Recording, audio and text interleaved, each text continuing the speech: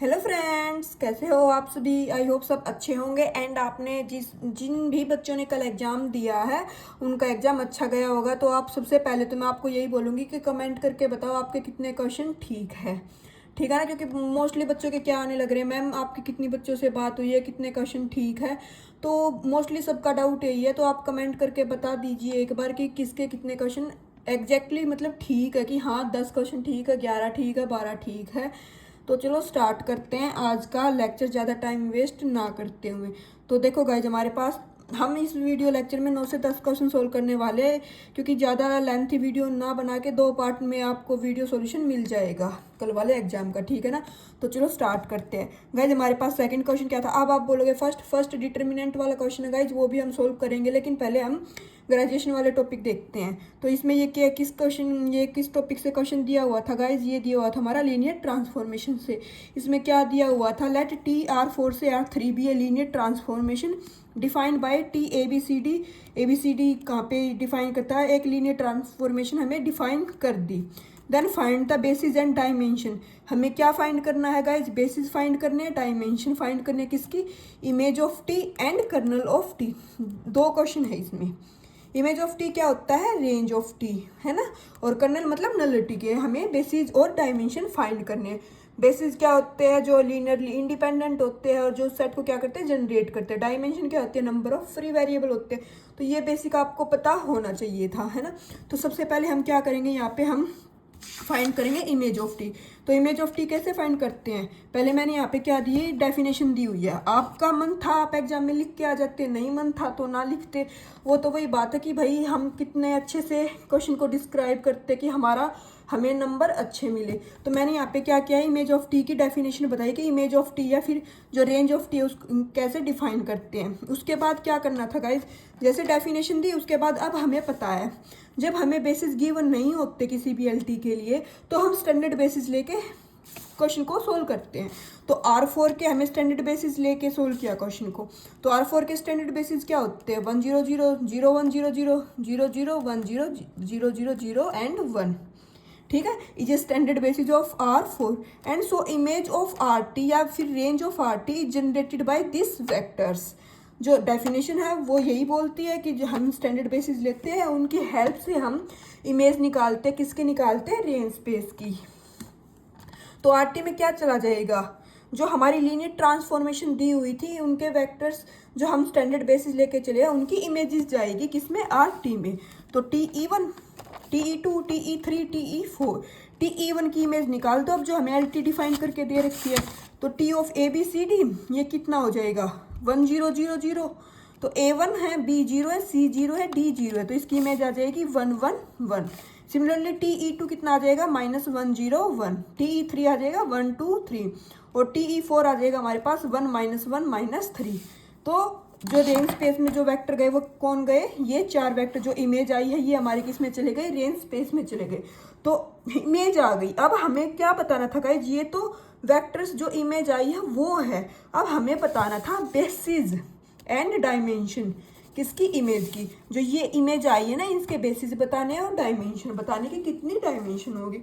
तो इसके लिए हम क्या करते हैं, अब हमें पता है जो इमेज होती है, जो रेंज स्पेस होता है वो किसका सब स्पेस होता है, आर पावर। अगर हमें टी RM से RN पे दे रखी है लीनियर ट्रांसफॉर्मेशन, तो जो रेंज स्पेस होता है वो R⁻n का होता है सब स्पेस, है ना। तो ये किसका सब स्पेस होगा, R⁻n मतलब R⁻3। तो 3 वेक्टर की इमेज जाएगी इसमें, मतलब 3 टप्पल जाएंगे, है ना।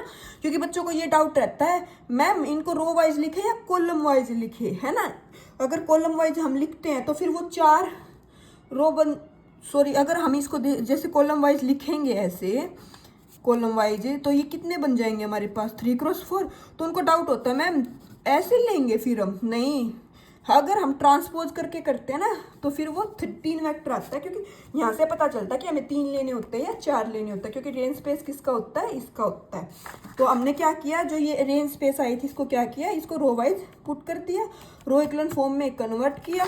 रो इक्वलन फॉर्म में कन्वर्ट करने के बाद जो LI रो जाती है हमारे पास वही किस में जाते हैं, बेसिस जाते हैं, और वही उसकी क्या हो जाती है, रैंक हो जाती है, या फिर बोल लो डायमेंशन हो जाती है। तो इसकी नॉन जीरो रोज कितनी आई है हमारे पास, 2 आई है। तो इस जो मैट्रिक्स जो इमेज थी जो बेसिस की, अगर इसको मैट्रिक्स ए बोल लें हम, तो इसकी रैंक कितनी आ गई, 2 आ गई, और वही क्या हो गई, हमारी डायमेंशन होगी। और बेसिस के लिए मैंने आप लोगों को बता रखा है कि जो LI रोज होती है वही हमारी क्या फॉर्म कर देते हैं, वही बेसिस फॉर्म कर देते हैं। तो फर्स्ट और सेकंड रो इससे लिख लो, या फिर जो गिवन मैट्रिक्स की इसकी फर्स्ट और सेकंड रो लिख दो, ये हमारे क्या हो जाएंगे, बेसिस में चले जाएंगे। तो वो आपकी चॉइस थी, आप बेसिस ये लिख के आओ या फिर ये लिख के आओ, ठीक है ना। ये सब चीज़ें, ये क्वेश्चन सेम मैंने लीनियर ट्रांसफॉर्मेशन जब कराया था ना, तो मैंने वहाँ पे सोल्व करा रखा, आप जाके लेक्चर देख सकते हो लास्ट टाइम वाले, ठीक है ना। ये क्वेश्चन था हमारा सेकंड। तो आई होप आपको समझ आया होगा। रेंज स्पेस की डायमेंशन होगी 2 और बेसिस में चले जाएंगे ये वाले वेक्टर्स। अब हमें निकालनी है गाइस सेकंड पार्ट, क्या था इसका, कर्नल ऑफ टी। तो कर्नल ऑफ टी क्या होता है, इसकी डेफिनेशन बता दी मैंने यहाँ पे कि यू के वो वेक्टर जिन पे टी ऑपरेट करे तो वो 0 पे मैप करे। तो हम एक यू वेक्टर मान लेते हैं ABCD जो बिलोंग करता है नलिटी से। तो नलिटी की डेफिनेशन क्या है कि टी अगर यू पे टी ऑपरेट करे तो वो 0 पे जाए। तो टी ऑफ यू क्या था, ABCD, वो 0 पे जाए। तो जो टी मैट्रिक्स दे रखी थी उसको 0 से इक्वेट कर देते, जो LT गिवन थी हमें। अब 0 से इक्वेट करते तो ये भी 0, ये भी 0, ये भी 0, सिस्टम ऑफ लीनियर इक्वेशन बन गया। अब सिस्टम ऑफ लीनियर इक्वेशन हमें सोल्व करना आता है। इस इक्वेशन के क्या बना लेंगे हम लोग, मैट्रिक्स बना लेंगे। मैट्रिक्स बना के रो इक्विवेलेंट फॉर्म में इसको क्या करेंगे, चेंज कर लेंगे। रो इक्विवेलेंट फॉर्म में चेंज करने के बाद हमारे पास 2 रो LI आएगी। 2 रो अगर हमारे पास LI आ गई है तो जो नंबर या फिर डायमेंशन बोलते हैं वो क्या होता है, नंबर ऑफ फ्री वेरिएबल, वो क्या होता है N माइनस R, मतलब number of column minus rank. तो नंबर ऑफ कॉलम कितने थे, 4, माइनस रैंक कितनी आ गई, 2। तो 2 फ्री वेरिएबल आ जाएंगे हमारे पास। 2 फ्री वेरिएबल आ गए तो उनको हम अपनी मर्जी से क्या कर सकते हैं, चूज कर सकते हैं। तो लेट जो ये, अब इसको हम अगेन क्या करते हैं, मैट्रिक्स फॉर्म में लिख देते हैं। मैट्रिक्स फॉर्म में लिखने के बाद हमने लेट किया, let C equal to 1, D equal to 0। तो इससे एक वेक्टर ये आ गया हमारे पास। अगेन लेट किया, C equal to 0, D equal to 1, तो ये आ गया। तो नलिटी में चले गए 2 बेसिस। वो हमें कहाँ से पता चलता है, यहाँ से। जितनी रैंक उतने वेक्टर किस में जाएंगे, नलिटी में जाएंगे। तो रेंज भी निकाल दी हमने, या फिर बोल दो इमेज भी निकाल दी और नलिटी भी निकाल दी।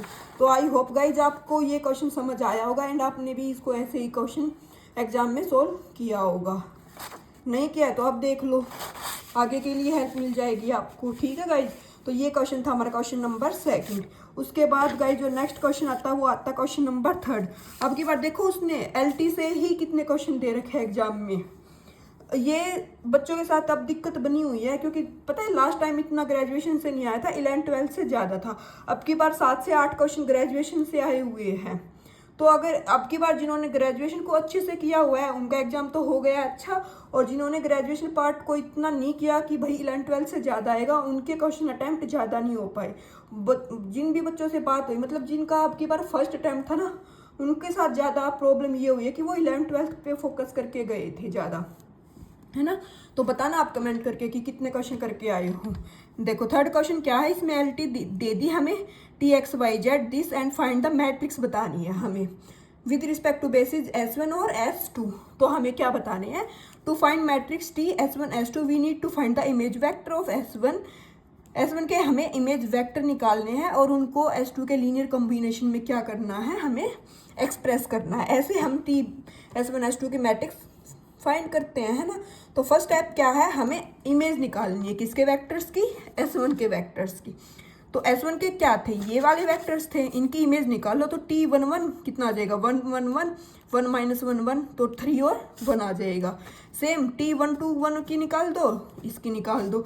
अब इस जो ये इमेज आई है इसको किस में एक्सप्रेस करना है, S2 के लीनियर कॉम्बिनेशन में। तो S2 के वेक्टर क्या थे हमारे पास, 1 2 और 1 1। तो चलो एक्सप्रेस कर दो, XY equal to A 1 2 plus B 1 1। यहाँ से A और B की वैल्यू फाइंड आउट कर लो। A की वैल्यू ये आ गई हमारे पास, B की वैल्यू ये आ गई। अब XY equal to A value put कर दो, B वैल्यू पुट कर दो। Using this vectors in 1 we get, express करना है अब हमें। तो T11 की इमेज क्या थी, 3 1। X और Y के प्लेस पे क्या कर देंगे, हम पुट कर देंगे। जो ये मैट्रिक्स जो ये अब आए हैं इनको क्या करेंगे, कॉलम वाइज मैट्रिक्स में पुट कर देंगे। तो हमारे पास जो फाइनल आंसर आना था वो ये आ जाना था। आई होप आपने भी इस क्वेश्चन को ऐसे ही किया होगा और आपकी जो फाइनल मैट्रिक्स है वो यही बनी होगी, है ना। तो ये था क्वेश्चन नंबर 3 सॉल्यूशन गाइज। उसके बाद गाइज हमारे पास जो नेक्स्ट क्वेश्चन है वो क्वेश्चन नंबर 4 है। इसमें क्या बताना था, ये भी किससे दे दिया, सिस्टम ऑफ लीनियर इक्वेशन से दे दिया। इसमें क्या दिया हुआ guys, investigate forward values of lambda and mu the equation this have no solution, unique solution and infinite solution. हमें बताना है कि लैम्डा और म्यू के किस वैल्यू के लिए नो सॉल्यूशन होगा, किसके लिए यूनिक और किसके लिए इनफाइनाइट। तो कैसे सोल्व करेंगे, सबसे पहले इसको मैट्रिक्स फॉर्म में, ऑगमेंटेड मैट्रिक्स बनाने से पहले हमें AX = B फॉर्म में हमने इसको क्या किया, पुट किया। उसके बाद ऑगमेंटेड मैट्रिक्स बनाई, रो इक्विवेलेंट फॉर्म में कन्वर्ट करेंगे। रो इक्विवेलेंट फॉर्म में कन्वर्ट करने के बाद फाइनल पे ये आ जाएगी। अब देखो नो सॉल्यूशन कब बनता है, जब रैंक ऑफ A इक्वल ना आए rank of A colon B के, तो हम डायरेक्ट बोल देते हैं नो सॉल्यूशन। तो ये कब पॉसिबल है कि यहाँ पे लैम्डा को 3 पुट कर दे, तो rank of A colon B तो आ जाएगी 2। और अगर कंप्लीट की देखें, म्यू नॉट इक्वल टू 10 हो, अगर म्यू 10 हो गया तो रैंक ऑफ A और ये दोनों की दो रैंक हो जाएगी। तो कुछ नहीं बोल सकते हम कि इनफाइनाइट होंगे क्या होंगे। लेकिन अगर म्यू 10 के इक्वल नहीं है और लैम्डा 10 के इक्वल 3 के इक्वल हो जाता है, तो क्या होगा, यहाँ से तो रैंक आ जाएगी 2 और कंप्लीट मैट्रिक्स की रैंक आ जाएगी 3। वे दोनों इक्वल नहीं होंगे तो क्या बन जाएगा, नो सॉल्यूशन बन जाएगा। The system will have no solution if rank of A colon B not equal to rank of A which is possible only if, ये कब पॉसिबल है, जब लैम्डा तो 3 के इक्वल हो जाए और म्यू 10 के इक्वल ना हो। The system will have unique solution if rank of A colon B equal to rank of A is equal to number of unknowns. Number of unknown कितने थे, X Y Z 3 अननोन थे। तो rank of A colon B और ये दोनों क्या होनी चाहिए, 3 के इक्वल होनी चाहिए। ये कब पॉसिबल है, जब हमारा लैम्डा 3 के इक्वल ना हो। लैम्डा अगर 3 से डिफरेंट है, कुछ भी है, लैम्डा 1 2 5 4 -1 -100 कुछ भी है, तो यहाँ पे rank of A colon B कितनी आ जाएगी, 3 आ जाएगी। अब आप बोलोगे इससे कोई फर्क नहीं पड़ेगा, लैम्डा म्यू अगर हमारा 10 हो भी जाता है तो क्या होगा, ये 0 हो जाएगा कंप्लीट में। तो यहाँ पे तो पाइवट पोजीशन है ना हमारे पास, हमें पाइवट यहाँ पे देखना होता है। तो लैम्डा क्या हो, 3 के इक्वल ना हो, म्यू कुछ भी हो जाए हमें फर्क नहीं पड़ता। तब क्या होगा हमारे पास, यूनिक सॉल्यूशन। और इनफाइनाइट कब होते हैं, जब रैंक तो इक्वल आ जाए लेकिन लेस देन हो जाए किससे, नंबर ऑफ अननोन से। अगर नंबर ऑफ अननोन से लेस हो जाती है तो हमारे पास इनफाइनाइट सॉल्यूशन होते हैं। तो ये कब पॉसिबल होगा, जब लैम्डा 3 के इक्वल हो जाए, म्यू 10 के इक्वल हो जाए। तो rank of A colon B दोनों इक्वल तो आ जाएगी और वो किसके इक्वल हो जाएगी, 2 के इक्वल। और नंबर ऑफ अननोन थे 3, तो एक फ्री वेरिएबल आ जाएगा हमारा यहाँ से, है ना, क्योंकि ये भी 0 बन जाएगा, ये भी 0 बन जाएगा, दोनों 0 बन गए। तो n-r number of 3 - 2 = 1, 1 free variable आ गया।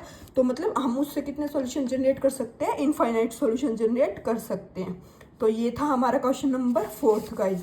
उसके बाद क्वेश्चन नंबर 5, इसमें क्या बोल रखा है, इसमें हमें एक मैट्रिक्स दे दी और बोल रखा है ये डायगोनालाइजेबल है या नहीं, और अगर है तो हमें एक मैट्रिक्स P बतानी है और उसके बाद P inverse AP diagonal matrix के इक्वल बतानी है। तो ये क्वेश्चन भी क्या है गाइस, इस टाइप का क्वेश्चन भी मैंने आपको सब्जेक्टिव वाली प्लेलिस्ट में सोल्व करके दिखा रखा है कि कैसे सोल्व करते हैं। बट अभी क्या है, हमारा एग्जाम हो चुका है तो सॉल्यूशन तो आपको चाहिए ही है।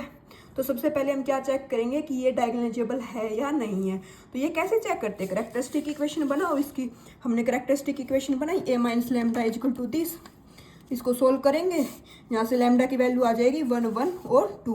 आप इसको ऐसे कर लेते हैं, या वो जो फॉर्मूला होता है λ³ - trace of A λ² - cofactor A11 A22 A33 λ - determinant of A, उससे सोल्व कर लेते हैं। आपकी चॉइस थी, मैंने A - लैम्डा से सॉल्यूशन बता रखा आपको। यहाँ से आइगन वैल्यू तो आ गई हमारे पास। अब देखो, अगर डिफरेंट आइगन वैल्यू आ जाती तो हम डायरेक्ट यहाँ से रिजल्ट लिख के और बोल देते कि ये डायगोनालाइजेबल है। लेकिन अभी क्या है, हमारे पास डिफरेंट आइगन वैल्यू नहीं आई, 2 रिपीटेड आइगन वैल्यू आ गई। तो हमें क्या करना पड़ेगा, इसको चेक करना पड़ेगा कि ये डायगोनालाइजेबल है या नहीं है। तो हम कैसे चेक करेंगे, λ = 1 के लिए चेक करेंगे, λ2 के लिए चेक करने की नीड नहीं है। लेकिन उसके बाद इसने क्या बोला है, P मैट्रिक्स बनाओ। तो P में हमें जो λ = 2 के लिए जो आइगन वेक्टर मिलेगा उसकी नीड पड़ेगी। तो सबसे पहले 1 के लिए हम चेक करते हैं। तो 1 के लिए चेक करेंगे, तो ये थ्योरी तो आपने लिखी ही होगी। तो देखो अब 1 के लिए हम क्या करेंगे, ए माइनस लैम्डा आई में लैम्डा के प्लेस पे 1 को पुट करेंगे। लैम्डा के प्लेस पे जैसे ही हमने पुट किया तो ये मैट्रिक्स बन गई। अब हम इसकी क्या निकालेंगे, रो रिड्यूस करेंगे इसको और यहाँ से आइगन वेक्टर फाइंड आउट करेंगे। आइगन वेक्टर फाइंड आउट करेंगे तो वाई तो हमारे पास क्या आ जाएगा, यहाँ से आर्बिट्रेरी आ जाएगा। क्यों, क्योंकि इस मैट्रिक्स की रैंक जो है वो कितनी बनेगी, 1। अगर रैंक हमारे पास 1 आ गई तो जो डिग्री ऑफ फ्रीडम है n माइनस आर, तो 3 माइनस 1 करके 2। तो कितने फ्री वेरिएबल मिल गए हमें, 2 फ्री वेरिएबल मिल गए। अगर am इजिकल टू gm हो जाती है हमारी किसी भी मैट्रिक्स के लिए, तो वो मैट्रिक्स क्या हो जाती है, डायगोनालाइजेबल हो जाती है उस आइगन वैल्यू के लिए। तो आइगन वैल्यू क्या थी, 1 की जियोमेट्रिक मल्टीप्लिसिटी कितनी आ गई, 2 आ गई, और अलजेब्रिक मल्टीप्लिसिटी भी कितनी थी, 2 थी। तो 1 के लिए हमें 2 आइगन वेक्टर मिल गए। तो कैसे मिले वो, z फ्री वेरिएबल है, y भी फ्री वेरिएबल है। हमने पुट कर लिया y equal to 0, z equal to 1। z को 1 पुट किया तो x की वैल्यू आ गई -8 0 1। फिर हमने क्या किया, z को 0 पुट कर लिया, z 0 तो x भी 0, y 0 ले नहीं सकते। क्यों, क्योंकि 0 0 वेक्टर तो फिर क्या बन जाएगा हमारे पास, LD वेक्टर बन जाएगा। तो हमने क्या किया, y को 1 चूज कर लिया, तो ये बन गया। तो जो 1 के कोरस्पॉन्डिंग जो हमारा सेट बना तो वो क्या बन गया, -8 0 1 और 0 1 0।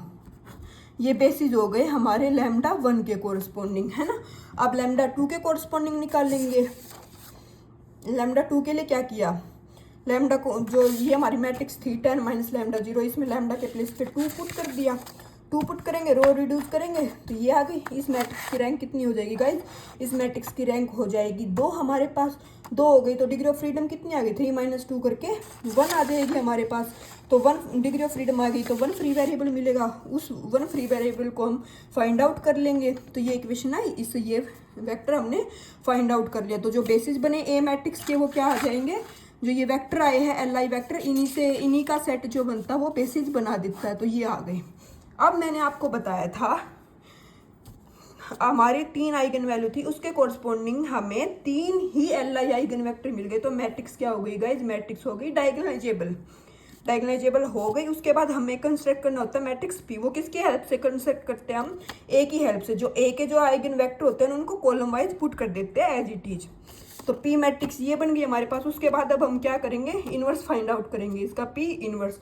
वो क्या होता है हमारे पास, adjoint of P by determinant of P. Determinant निकालो आप, पी का 1 आ जाएगा, एडजॉइंट निकाला, उसके बाद इनवर्स में पुट कर दिया। अब पी इनवर्स ए पी निकाला, पी इनवर्स ये है, ए ये है, पी ये है। इसको निकालोगे, सोल्व करोगे तो ये आ गई। और वो किसके इक्वल हमारे पास, एक डायगोनल मैट्रिक्स के इक्वल। और ये हमें पता होता है कि जो डायगोनल पे आते हैं वो आइगन वैल्यूज ही आती है यहाँ से। तो 1 1 2 हमारी क्या आ गई, आइगन वैल्यूज ही आ गई। तो ये मैट्रिक्स क्या बन गई, डायगोनालाइजेबल बन गई। इस क्वेश्चन को हमें ऐसे सोल्व करना था गाइज। उसके बाद जो नेक्स्ट क्वेश्चन है ये हमारा है कॉम्प्लेक्स एनालिसिस से। इसमें क्या दिया हुआ है गाइज, इसमें हमें एक वैल्यू दे दी इंटीग्रल की और इसको हमें सोल्व करना था। और सर्कल दिया हुआ है इसमें 1.5 रेडियस का। तो अब इसमें हम कैसे सोल्व करेंगे, इसको हम सोल्व करेंगे गाइज कोशी इंटीग्रल फॉर्मूला से। हम हमारा एफ जेड पहले देखते हैं हम एफ जेड क्या दिया हुआ है। अगर कंपेयर करें तो ये कंप्लीट है, ये कंप्लीट। इसकी सिमिलरिटी क्या है, किस पॉइंट के लिए ये फंक्शन डिफाइन नहीं हो रहा है, एनालिटिक नहीं है, z इजिक्वल टू 1 के लिए और z इजिक्वल टू -3 के लिए। अब हमें क्या चेक करना होता है कि हमारे फंक्शन को किस पॉइंट से प्रॉब्लम है। अगर z 1 हो गया तो 1 पॉइंट किसके अंदर लाई करता है, सर्कल के अंदर लाई करता है, तो हमारा फंक्शन डिफाइन नहीं होगा। तो 1 क्या आ गया हमारा, यहाँ से सिंगुलर पॉइंट आ गया या सिंगुलरिटी आ गई। फिर -3 से हमारा -3 तो बाहर लाई करता है, इससे हमें कोई प्रॉब्लम नहीं है। तो गाइज हमारा जो फंक्शन डिफाइंड हो जाएगा एफ जेड, वो क्या हो जाएगा, e power z plus 3 whole square. और जो z इजिकल टू 1 है वो हमारे कैसा, सिंपल पोल है। तो हम यहाँ पे कोशी इंटीग्रल फॉर्मूला अप्लाई कर देते हैं सिंपल पोल के लिए। या फिर बोल दो जैसे ये था यहाँ पे, अगर n को 1 पुट करेंगे तो d की पावर 0 1 ही हो जाता है। तो ये सिंपल क्या बन जाता है, 2 पाई एफ जेड नोट। तो इसको सोल्व कर दो अब हम, जो ये हमारा फॉर्मूला है इस फॉर्म से। तो z1 सिंपल पोल है तो f 2 pi eta F Z naught 2 pi eta into F Z naught. F Z ये है हमारे पास, एफ जेड क्या था, e power z by 3 z plus 3 का होल स्क्वायर। जेड नोट क्या पॉइंट हमारे पास 1 पॉइंट है, तो इसमें 1 पुट कर दो तो e पावर 1 डिवाइडेड बाय 3 + 1 4 का स्क्वायर यानी कि 16। तो e⁻1 e हो जाता है, 2 से 16 कैंसिल कर दो, 8 पे चला जाएगा, तो पाई आयोटा e/8 ये हमारा क्या आ जाएगा, इस क्वेश्चन का आंसर आ जाएगा। आई होप आपने भी इसको एग्जाम में ऐसे ही किया होगा और आपका भी यही आंसर आया होगा गाइज। उसके बाद नेक्स्ट क्वेश्चन है वो हमारा किससे है, ऑर्डिनरी डिफरेंशियल इक्वेशन से। इसमें क्या दिया हुआ गाइज, जिसमें हमें second order ordinary differential equation दी हुई है। तो इसको तो आपको क्या करना था, सिंपल सोल्व करना था, कॉम्प्लीमेंट्री फैक्टर निकाल दो और पर्टिकुलर इंटीग्रल निकाल दो। तो कैसे निकाल दिया, dy/dx को डी पुट कर दिया, तो d² - 3d + 2 ऑक्सिलरी इक्वेशन बनाई, यहाँ से इसके क्या निकाल दिए, रूट निकाल दिए। रूट क्या आ गए गाइज हमारे पास, 1 और 2। कॉम्प्लीमेंट्री फंक्शन वाली फॉर्म में इसको क्या कर दिया, पुट कर दिया, c1e⁻x + c2e⁻2x। फिर उसके बाद क्या निकाल दिया हमने, पी निकाल दिया। पी में क्या होता है, डी के प्लेस पे अगर e⁻ax होता है तो डी को किससे चेंज कर दो, a से रिप्लेस कर दो। तो 3² - 3 × 3 + 2 3e⁻3x/2। फंक्शन जो हमारा y(x) होता है वो क्या होता है, CF + PI होता है। तो CF की वैल्यू पुट कर दो यहाँ से और PI की वैल्यू पुट कर दो, ये हमारा क्या आ जाएगा, आंसर आ जाएगा। आई होप आपका भी यही आंसर आया होगा गाइज। उसके बाद जो नेक्स्ट क्वेश्चन है वो किससे दिया हुआ गाइज, वो दिया हुआ हमारा प्रोबेबिलिटी से। इसमें क्या दिया हुआ है, a problem in mathematics is given to 3 student. एक प्रॉब्लम है मैथमेटिक्स की जो 3 स्टूडेंट को क्या दी हुई है, दे दी सोल्व करने के लिए। और जो सोल्व करने की उनकी प्रोबेबिलिटी है वो क्या दी हुई है, ए उस क्वेश्चन को सोल्व करता 1/3, बी करता 1/4 और सी करता है 1/5। ये प्रोबेबिलिटी गिवन है। तो हमें क्या फाइंड करना guys, find the probability that the problem will be solve. कि किसी ये नहीं है कि गाइज यहाँ पे कि ए बी सी तीनों से सोल्व होनी चाहिए या ए बी से होनी चाहिए या बी सी से या ए सी से। यहाँ पे क्या बोल रखा है, यहाँ पे बोल रखा है हमें प्रोबेबिलिटी फाइंड करनी है कि क्या प्रॉब्लम सोल्व हो जाए, कोई भी करे, ए करे, बी करे या सी करे। तो हम कैसे करेंगे इसको सोल्व, हम मान लेते हैं ए से सोल्व होने की प्रोबेबिलिटी ये है, तो ए अगर सोल्व नहीं करता तो उसकी प्रोबेबिलिटी ये हो जाएगी 1 - PA। बी से ना सोल्व होने की 1 - PB, सी से ना सोल्व होने की 1 - PC, ये निकाल दी। हम मान लेते हैं कि किसी से भी सोल्व नहीं होती वो प्रॉब्लम, तो PA/BC बार क्या हो जाएगा हमारा, किसी से भी सोल्व नहीं होती। ABC हमारे कैसे इंडिपेंडेंट है, तो अलग अलग पे ओपन हो जाएंगे, यहाँ से निकाल दी 2/5। प्रॉब्लम सोल्व की क्या हो जाएगी, 1 - किसी से भी सोल्व नहीं होती तो 1 - 2/5 करेंगे तो 3/5 आ जाएगा यहाँ से, और ये हमारा क्या हो जाएगा गाइस, ये इसका आंसर हो जाएगा। उसके बाद जो क्वेश्चन है हमारे पास, ये किससे दिया हुआ, ये दिया होगा इस डिटर्मिनेंट से। क्वेश्चन नंबर 1, इसमें क्या दिया हुआ था, इसके 2 पार्ट दिए हुए थे, हमें इस डिटर्मिनेंट को सोल्व करना था। आप इसको कंप्लीट मेथड से भी सोल्व कर सकते थे, अगर आपको कंप्लीट मेथड से सोल्व नहीं करना था तो आप इसको क्या कर सकते थे, ब्रेक करके भी सोल्व कर सकते थे, वो तो आपकी चॉइस थी। लेकिन मैंने यहाँ पे इसको कंप्लीट मेथड से ही सोल्व किया है। तो क्या किया, फर्स्ट रो के सेकंड इनटू दिस ऐसे सोल्व किया हमने। इसको सोल्व करेंगे तो लास्ट में इसका आंसर आ जाएगा x - y x - z z - y। I hope आपका भी यही आंसर आया होगा। उसके बाद जो सेकंड क्वेश्चन था, इसमें क्या था गाइस, इसका जो सेकंड पार्ट था इसमें हमें वैल्यू बतानी थी। किसकी वैल्यू बतानी थी, ये हमें दी हुई थी और ये k टाइम्स दिस था, तो हमें k की वैल्यू बतानी थी। तो कैसे सोल्व करेंगे, C2 पे ऑपरेट किया, C2 - C3, उससे ये आ गया। अगेन अगर एक इसमें कॉमन आया, -2 को कॉमन लिया, ये मैट्रिक्स बन गई, C3 पे ऑपरेशन लगा दिया और इसका क्या कर दिया, ट्रांसपोज। अब हमें पता है डिटर्मिनेंट ऑफ ए और ए ट्रांसपोज का सेम होता है, तो -2 जो है हमारी k की वैल्यू आ गई यहाँ से। आई होप आपने इसको ऐसे ही किया होगा और आपकी k की वैल्यू -2 आई होगी। तो गाइज ये था हमारा सॉल्यूशन पार्ट 1। नेक्स्ट में हम जो ग्रेजुएशन के टॉपिक हो गए, अभी जो 11th 12th के टॉपिक है ना, 7 से 8 क्वेश्चन जितने भी हमारे रहते हैं उनका सॉल्यूशन आपको मिल जाएगा जल्दी ही।